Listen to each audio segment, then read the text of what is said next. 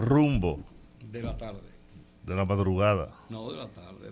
Todavía no. El de la madrugada va a ser el del jueves. Tenemos a Magín. Sí, ya lo tenemos. Sí. Tenemos Magín. Hola. ¿Dónde está? Buenas tardes. Deja ponerme esta vaina. Sí, Póntelo. Magín Díaz con nosotros. Sí, señor. Sí. ¿Dónde está yo? Ah, Míralo míralo ahí, ahí. la televisión, Oh, por Dios. gordito. Aquí está. Sí. Este tipo no está bien, no le haga caso. Ponme aquí, Magín, un tipo bueno, un tipo bien. Claro, Sí. claro. Yo tengo respeto, porque además él es un profesional. Y cuando estuvo en la dirección de impuestos, también se manejó con mucho profesionalismo y tacto. Buenas tardes, hermano. ¿Cómo tú Por estás? fin estoy de No te acuerdo oigo. con algo que tú dices. Ajá. Sí, pues, es así. Esta porquería no sirve. No. Magín, buenas tardes. Gracias por estar con nosotros. Se está hablando, ¿Cómo no? lógicamente, la economía es uno de los factores principales de toda esta situación de crisis que vive República Dominicana y el mundo. Está afectado y esto conturba el ánimo de la gente, preocupa el futuro, o sea, todo está asignado por la situación de la economía. El gobierno, las autoridades actuales están hablando del proceso de recuperación que estamos viviendo, de la economía, el turismo, la reapertura de las empresas, el comercio, la activación del comercio, etcétera, etcétera. Conjuntamente con eso se habla de medidas que se van a aplicar. El 1 de octubre, estoy haciendo un preámbulo muy amplio, muy largo, pero es para que tú puedas desarrollarlo. El 1 de octubre debe presentarse el presupuesto. Se habla de una reforma fiscal. No se ha concluido todavía el tema de qué es una reforma fiscal, ni qué va a pasar, ni cómo puede ser. Mientras tanto, hay muchos rumores en la población de que se van a imponer el impuesto de las placas, que todavía está ahí aprobado, pero que está dando vueltas ahí, que se ha quedado guardado, que se van a poner en aplicación otros impuestos, etcétera, etcétera, etcétera. ¿Cómo puede un gobierno, una administración, en medio de una situación de crisis de la que estamos pretendiendo salir y todavía con la pandemia apretándonos de vez en cuando, frente a un presupuesto que hay que hacer? ¿Cuáles son las salidas que hay en este sentido? Bueno, ¿cuántas horas tengo? Mira, la realidad es que hay que ver el contexto. Ajá. Y el presidente Abinader asumió en el marco de una crisis sin precedentes. O sea, no había vivido el mundo algo como lo que se vivió en el 2020. Correcto. Entonces, las cosas hay que verlas en el contexto. No, por ejemplo, en la crisis del 2008-2009, que se llamó la gran crisis financiera internacional, fue una crisis de 10 países desarrollados. La crisis de la deuda en América Latina en los 80 fue una crisis de América Latina, básicamente. Correcto. El año pasado, el 90% de los países del mundo que llevan estadística tuvieron un crecimiento negativo. El BID, por ejemplo, que tiene una base de datos de 200 años, dice que fue la mayor caída de la economía mundial en 200 años. La CEPAL tiene una base de datos de 120 años. O sea, es algo sin precedentes en que todos los países del mundo al mismo tiempo tuvieron una crisis de demanda, una crisis de oferta. Ahora la reactivación entonces produjo inflación en el mundo entero.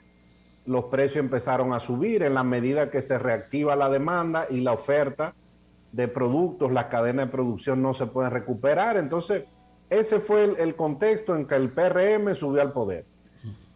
Ahora, fíjate que aún así el gobierno intentó introducir impuestos, yo creo de manera errónea el año pasado en el presupuesto.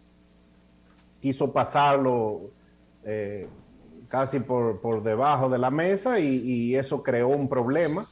Eso se cambió por adelanto de impuestos negociados con el sector bancario y la Barrick Gold.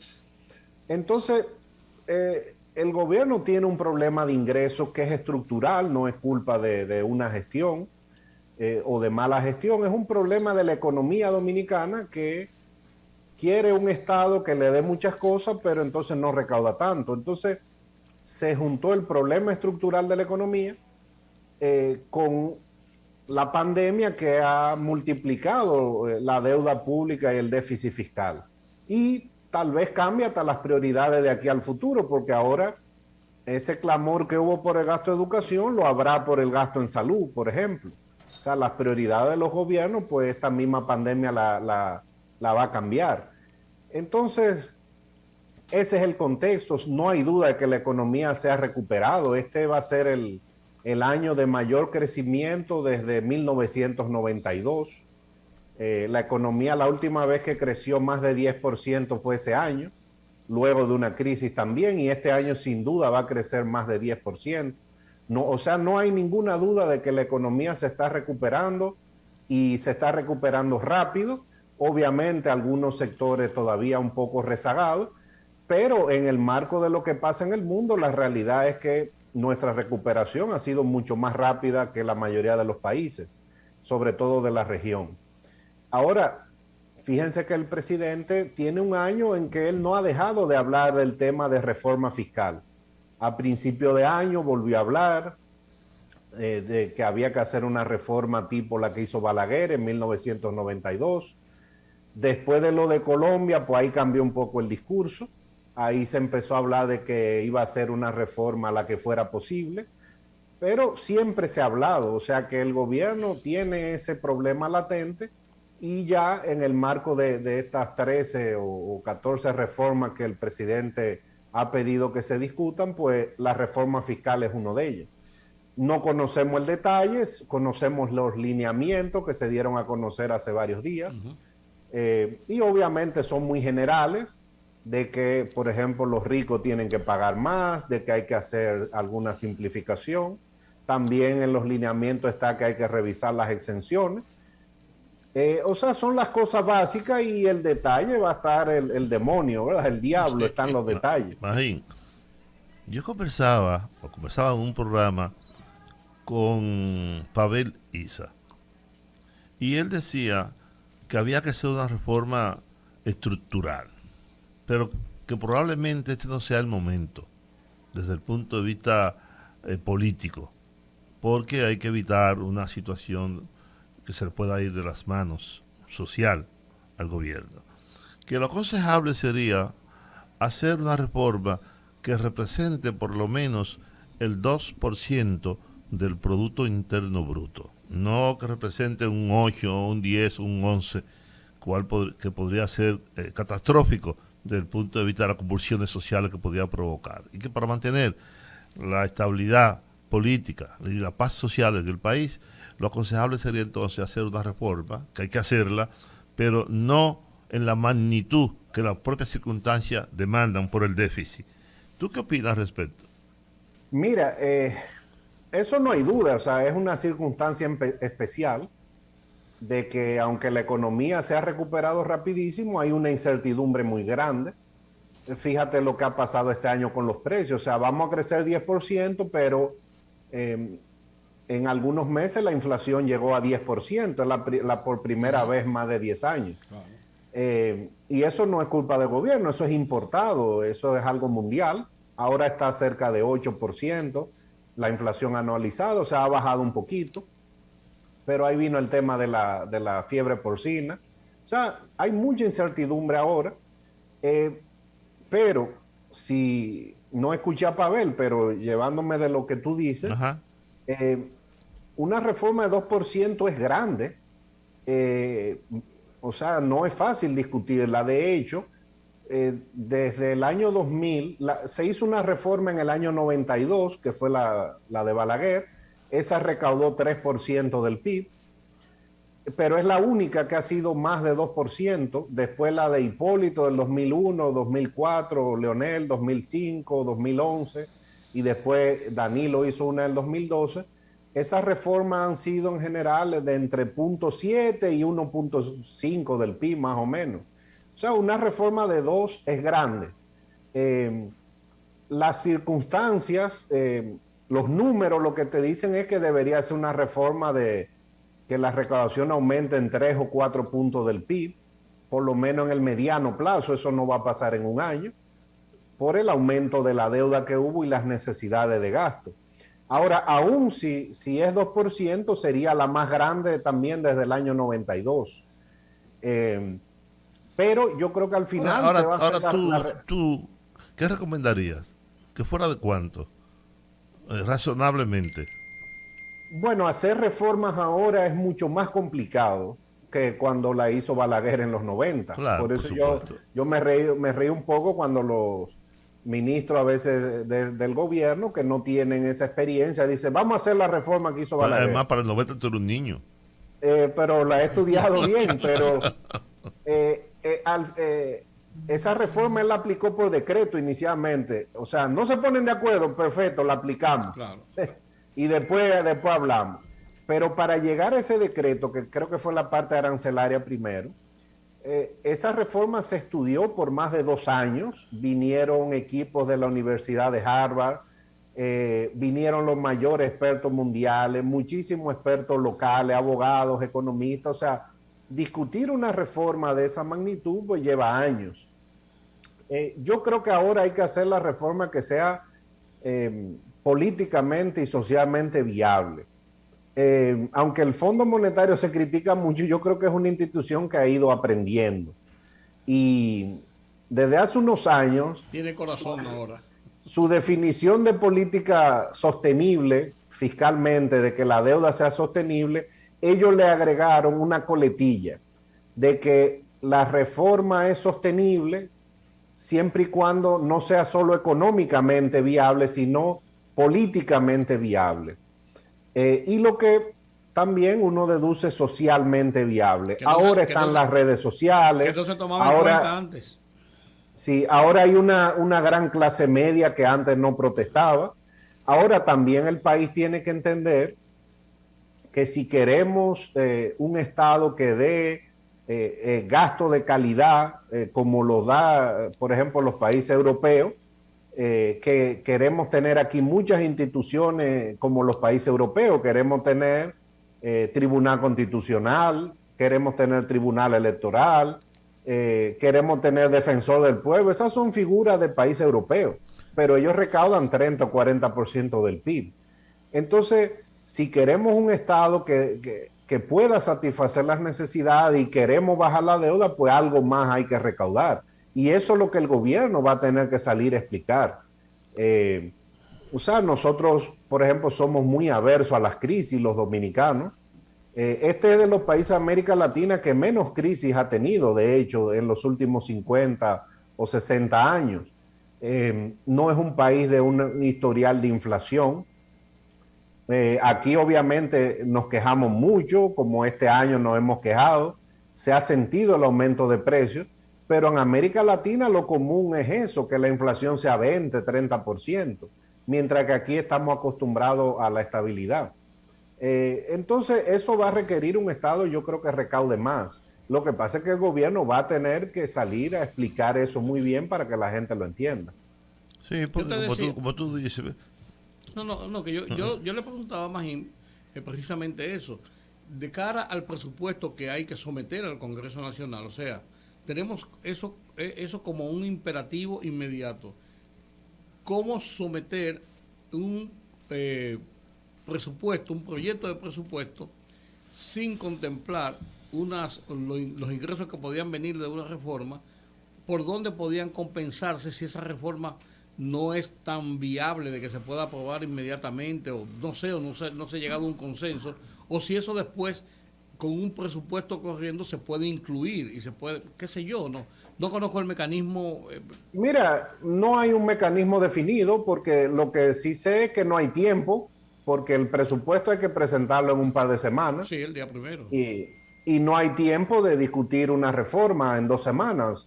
Entonces el gobierno puede presentar, por ejemplo, unos ingresos que contemplen una partida de reforma tributaria sin dar el detalle, o puede poner un déficit mayor, y eso en cualquier momento pues se manda una modificación presupuestaria. O sea, aunque el gobierno tiene mayoría en el Congreso, enviar una reforma directo a Congreso, que no va a ser así, aparentemente se va a discutir primero en el marco del Consejo Económico y Social, eso va a llevar varios meses. Sí, sí. Entonces el gobierno puede mandar un presupuesto y después modificarlo. Esa parte no es problema, eso ya digamos que es una carpintería presupuestaria que hay que hacer. No, y lo que tú decías, hacerlo con un deficital y después se puede cubrir ese déficit con lo que ingrese por esa reforma.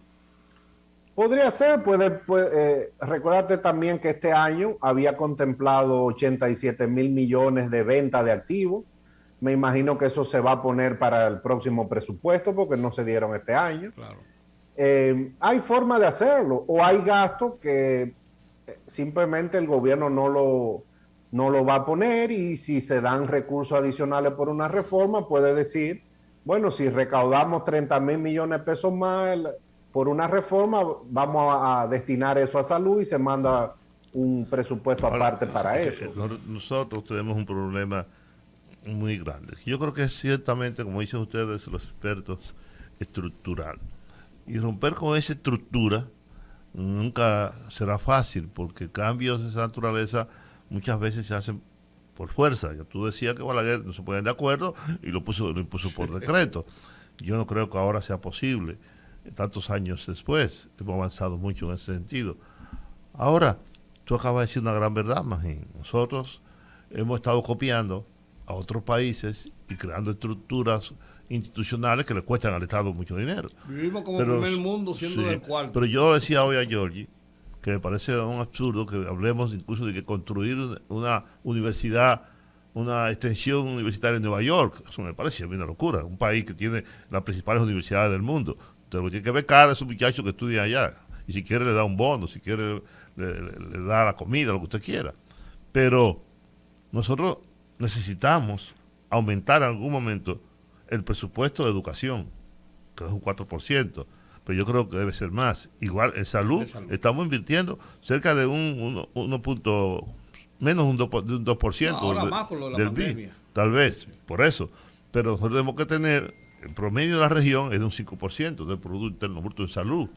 Si nosotros queremos ser un país que avance en esos dos sectores, que es educación y salud, tenemos que hacer una mayor inversión. Ahora, ¿de dónde vamos a sacar dinero para hacer toda la infraestructura, para cubrir todos esos gastos en salud y en educación, por ejemplo? Bueno, esa es la pregunta, no solo salud y educación. Por ejemplo, en inversión pública somos de los países que menos invierte en infraestructura, por ejemplo. Y eso está altamente estudiado y demostrado. Nosotros invertimos entre 2 y 2.5 del PIB, que más o menos eso es un poco más de 100 mil millones de pesos, pero lo que se necesita es el doble. Y la misma Constitución... Y tenemos un déficit habitacional extraordinario para un país tan pequeño como este. Y de agua potable y de muchas cosas.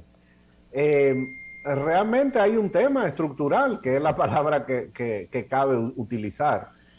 También yo creo que la Constitución del 2010 nos dio un Estado mirando a los países desarrollados con todas esas instituciones que yo mencioné ahorita, que demandan recursos. Entonces, eso es lo que habría que sentarse a discutir con calma en un pacto fiscal, porque antes de yo irme a discutir impuestos, qué impuestos subir o qué impuestos bajar, qué tamaño de Estado es que queremos. O sea, claro. Queremos la estrategia de desarrollo que decía. Bueno, queremos ir a lo que es un país europeo. Por eso las recaudaciones en 15 años deben ser 25% del PIB. Eso es lo que dice la estrategia de desarrollo. Pero no se ha cumplido la recaudación. Sin embargo, en el lado del gasto, sí, porque hemos ido creando todas esas instituciones. Tenemos un Congreso mucho más grande que el que tienen los otros países. Tenemos muchas más provincias que lo que tienen países del tamaño nuestro. Entonces, si eso es lo que queremos, pues eso tiene que ir acompañado de más recaudaciones, o de lo contrario, hay que endeudarse, pero eso tiene un límite. Y un riesgo. Correcto. No hay un riesgo inminente de una crisis en los próximos años. Yo no veo ese riesgo. lo que hay es una necesidad que tiene el gobierno para poder hacer sus obras, para poder atender la gran demanda social que tiene. Yo creo que por ahí es que está, y por eso es que aunque políticamente tal vez no le haga sentido a mucha gente, el presidente tiene un año hablando de que hay que hacer una reforma. Ahora, ¿y los grupos de poder, grupos económicos del país, la veintitantas familias que se creen dueñas de este país, qué están de acuerdo en ceder, en dar? Porque yo supongo, yo no puedo pagar lo mismo que paga un supermillonario, un apellido Corripio, o un apellido Risset, o un apellido un Bonetti, Vicini, o un Vicini. No, Juan tiene que pagar más que yo obligatoriamente. Ahora, ¿qué tanto puede él pagar? Sí. ¿Está dispuesto a pagar? Mira, sin que el gobierno lo tumben. Mira, lo primero es lo que dice la Constitución. La Constitución lo que dice que en el fondo tú pagas de acuerdo a tu capacidad, o sea, capacidad contributiva. Si tú tienes más, tú debes pagar más. Ahora, como yo dije al principio, el diablo está en los detalles. Sí. En todos los países, cobrarle al 1% más rico de la población siempre es más difícil porque son más sofisticados los esquemas que te pueden hacer. No te van a hacer un fraude tributario, te montan un esquema muy diferente para tratar de bajar su carga tributaria. Dice Joseph Stiglitz que el 1% de la población del mundo tiene lo que le falta al otro 99%. Correcto, esa es una de las cosas que él dice. Entonces, yo creo que hemos avanzado, yo creo que la DGI, por lo menos yo trataba de mirar contribuyentes, no mirar nombres, y yo creo que la institución en general así se ha manejado desde que se creó, pero hay un tema cultural fuerte, hay mucho fraude. Ahora el presidente, y lo ha dicho y lo dijo el ministro de Economía, y es uno de los lineamientos que se puso a circular la semana pasada de esta reforma, dice que los ricos deben pagar más, o sea que parece que va a contemplar algunos impuestos progresivos. Eso podría ser aumentar la tasa del impuesto sobre la renta personal, podría ser impuesto al patrimonio.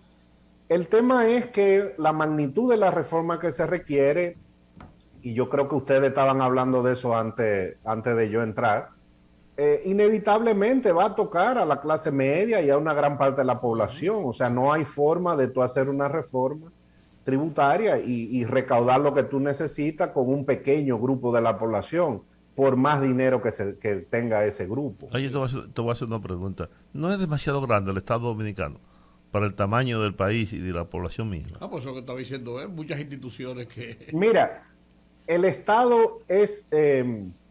yo creo que aquí hay instituciones que están de más. El Banco Central. No, esa no. Digo yo, demasiado grande.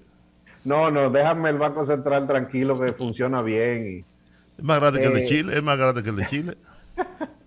Mira, el tema es, y esa es una discusión que se debería tener en el pacto, el Estado de aquí no gasta mucho, y de hecho está en el documento que puso a circular el gobierno, porque son estudios muy recientes. Los organismos internacionales entienden que el país tiene el segundo gasto más bajo de América Latina. Ese no es el problema. El tema es que uno lo puede considerar ineficiente. Entonces, vamos a suponer que hay 10 instituciones que sabemos que están de más, o 20 por decir un número. Pero no significa que eso va a bajar el tamaño del Estado si eliminamos esas instituciones. Significa que hay que salir y hacer acueducto, que hace falta agua, o que hay que usar ese dinero para hacer más carretera, o hay que usar ese dinero digamos que la calidad del gasto. Correcto. Sí. Esa es la discusión. Yo como economista lo digo, y lo decía cuando estaba en el gobierno y ahora que estoy fuera, o sea, el problema no es de cantidad. La cantidad del gasto aquí realmente es baja cuando uno lo analiza objetivamente. El problema es de la calidad, que es otro tema que también hay que abordarlo, y obviamente ha sido una de las puntas de lanza del presidente, que él dice que está eliminando instituciones, eliminando dualidades que existen. Entonces, eso va a tomar tiempo verlo en los indicadores, pero no es un tema del tamaño del Estado. Realmente el tamaño, aunque me imagino que los oyentes me acabarán por eso, pero esa es la realidad. ¿Cuál es la verdad? Claro. Esa es la verdad. Sí. Ahora, otra cosa es que la calidad sea muy mala, que haya instituciones que no tengan sentido, que hay que eliminarla, pero yo creo botellas, sueldos muy altos, duplicidad, ¿no? Sí. 5 secretarias que, cuando tú necesitas una. mira, hay que ver los datos. En el gobierno hay un poco más de 600,000 empleados en todo el gobierno central y descentralizado, y 2/3 partes ganan menos de 30,000 pesos. O sea que en realidad el salario promedio de gobierno es menor a 30,000 pesos. El tema de los altos salarios realmente es un grupo pequeño de funcionarios, y yo creo que esa es una discusión que hay que tener. Yo estoy de acuerdo con los altos salarios funcionarios, por el riesgo que tienen, por las responsabilidades. O sea, tú no quieres que el gobernador del Banco Central tenga un salario que no le permita dedicarse 100% a dirigir la política monetaria y cambiar el país. Pero esas son discusiones que podemos tener. Ahora, la mayor parte de los empleados del gobierno ganan un salario bajo, porque los salarios en general en la economía Lo que son yo no bajos. entiendo es que un funcionario aquí gane más que el presidente de los Estados Unidos. No, más que el presidente de la República. Ponlo aquí, todavía un chiquito. Son de las cosas que hay que sincerizar y ver. Aunque yo estoy de acuerdo contigo, aunque yo estoy de acuerdo que un funcionario importante, sobre todo el área técnica, tenga un buen salario, porque se lo lleva el sector privado entonces, que le paga mucho más. Mira, yo siempre lo decía, y era mi aspiración en DGI. O sea, hay una institución que aquí es la referencia para el sector público, que es el Banco Central. Tiene los mejores técnicos, tiene estabilidad, y eso no es coincidencia. Es porque paga buenos salarios, Claro. Le da entrenamiento. La DGI yo creo que copió en parte eso. Hay otras instituciones, pero ¿qué queremos? Hay que definir. Si no queremos eso, bueno, como tú dijiste, el sector privado se llevará alguno. Hay que buscar un equilibrio, porque hay que reconocer que también hay mucha desigualdad en el país. Sí, claro. Pero queremos también instituciones con buenos profesionales. Entonces, es un balance, y la idea era que en el marco de un gran diálogo nacional o pacto, como se llame, se discutan estas cosas. Mira lo que pasó, por ejemplo, oye, imagino que pasó, tú lo recordarás bien, lo que pasó con Indotel cuando se creó. Se hizo un estudio de cuáles eran los salarios de instituciones similares en la región, y a partir de eso se colocaron los salarios. Mucha gente dijo aquí, son muy altos, son muy altos con relación a otras instituciones, pero viéndolo así, en ese marco de técnicos y de profesionales y de los salarios que tienen, se manejan en la región, pues entonces no estaban tan altos. No, y esa fue para mí una de las principales medidas que tomó el presidente Fernández en su primer periodo, para que el Estado dominicano también captara buenos profesionales, porque una de las políticas de Balaguer era tener los salarios en el suelo, y eso también es un incentivo para que la gente pues haga otras cosas que no queremos que haga. Yo creo que todo eso hay que poner sobre la mesa. Obviamente el gobierno debe tener una premura por recaudar más, y ahí entonces va a venir esa disyuntiva. Vamos a hacer algo rápido y no resolvamos esos problemas que vienen de larga data, o vamos a sentarnos varios meses y a ver a qué consenso podemos llegar, sabiendo que consenso no significa que 100% de la gente esté de acuerdo, son consensos mínimos. Así es. Bueno, Magín, gracias, es un placer conversar contigo sobre todos estos temas. Ojalá podamos comunicarnos contigo más adelante para tratar estos temas. Cómo no, siempre estamos a la orden y encantados de escucharles. Gracias, Bien, buenas tardes. Un placer. Bueno.